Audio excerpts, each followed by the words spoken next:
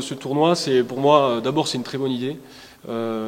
C'est un format fixe. Voilà, chaque année, une nation différente accueillera le tournoi. Donc ça veut dire que c'est un rassemblement qui sera fixe avec un rendez-vous chaque année. J'aime bien l'idée de rendez-vous.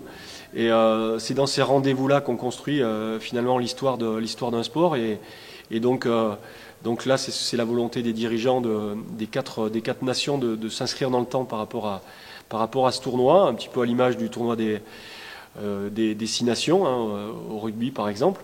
Et donc c'est vraiment enthousiasmant et on aura l'ambition tout de suite d'écrire une belle page du futsal français, en tout cas d'écrire la première ligne du palmarès de ce tournoi. On ira avec cette ambition-là. Oui, on part sur d'abord, on est dans une période d'ouverture, donc on reste fidèle à ce qu'on avait défini au départ. Voilà, un groupe élargi, avec une forte concurrence. Et puis l'objectif, c'est de faire des essais, de nouveaux joueurs encore une fois à l'échelle du groupe.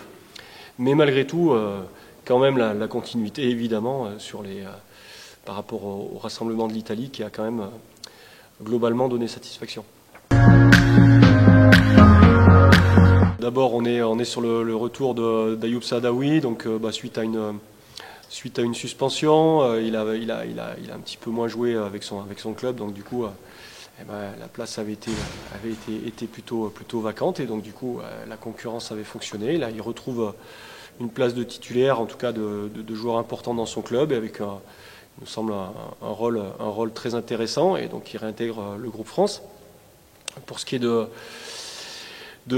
Nelson et puis de Landry, déjà ces deux joueurs historiques de l'équipe de France qui ont été très performants, plutôt performants avec Access en Ligue des Champions, et donc c'est assez naturellement qu'on peut les réintégrer.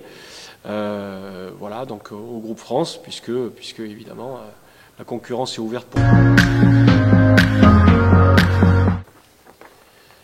Alors oui, la petite nouveauté de cette liste, c'est la convocation de Jérôme Pasquier. D'abord parce que le format le permet. Hein, on est avec un groupe de 20 joueurs sur un stage d'entraînement. Puis après, derrière, on réduira à 16 joueurs pour le tournoi. Et donc dans ce format-là, c'était intéressant d'intégrer quelques jeunes, et Jérôme en fait partie. Et donc c'est d'autant plus intéressant que Jérôme, c'est vraiment ancien capitaine des U19, capitaine des U21, il est très performant avec les sélections de jeunes.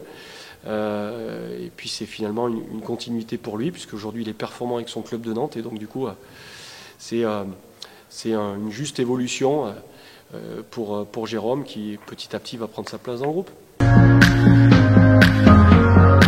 On reste sur une très belle performance en Italie. Moi j'aime pas trop l'idée de confirmer, puisqu'on est en construction, et donc du coup on va plutôt continuer de construire, de se construire. Voilà. Et là, ce qui est intéressant, surtout sur ce rassemblement, c'est qu'on a un stage, on va pouvoir travailler, on va pouvoir vraiment continuer de bosser sur notre projet de jeu, voilà, qui demande à évoluer, qui demande une appropriation totale de chaque joueur. Donc ça m'intéresse, et puis on va aller vers ce tournoi des 4 nations avec l'ambition d'être meilleur qu'au match précédent. Voilà, et donc peut-être moins bon qu'au prochain, mais meilleur qu'au précédent. On a du temps là sur ce stage, c'est ce qu'on voulait, les joueurs aussi seront sortent d'une période intense au niveau de leur club, donc on va pouvoir. Et donc ils ont un long temps de coupure avec les clubs, donc du coup on va pouvoir travailler sans impacter la vie des clubs. Et donc pour confirmer le projet de jeu, et puis avancer dans la construction de notre groupe.